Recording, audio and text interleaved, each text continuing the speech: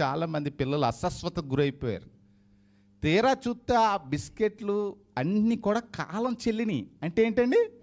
కాలంలో ఉండడానికే పనికిరావు ఇంకా.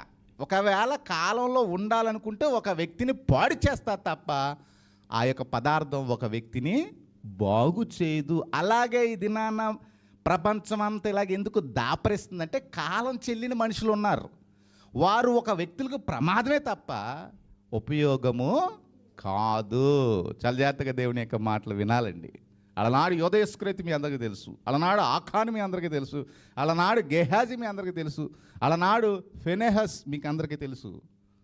వీళ్ళందరిది కాలం చెల్లిన మనిషి. కాలం చెల్లిన మనిషి అది ఆ మనిషి సమాజానికి ప్రమాదం, కుటుంబానికి ప్రమాదం, భార్యకు ప్రమాదం, భర్తకు ప్రమాదం, పిల్లలకు ప్రమాదం, చివరికి ప్రపంచానికే ప్రమాదం. కాలన చెల్లిన వస్తువులు ఏ రీతిగా అయితే మనిషికి హాని చేస్తాయో ఇది నాన్న మనుషులందరూ కాలం చెల్లారండి. అర్థం అవ్వట్లేదు ప్రపంచం ఎందుకు ఇలాగైపోతుంది, అర్థం అవ్వట్లేదు.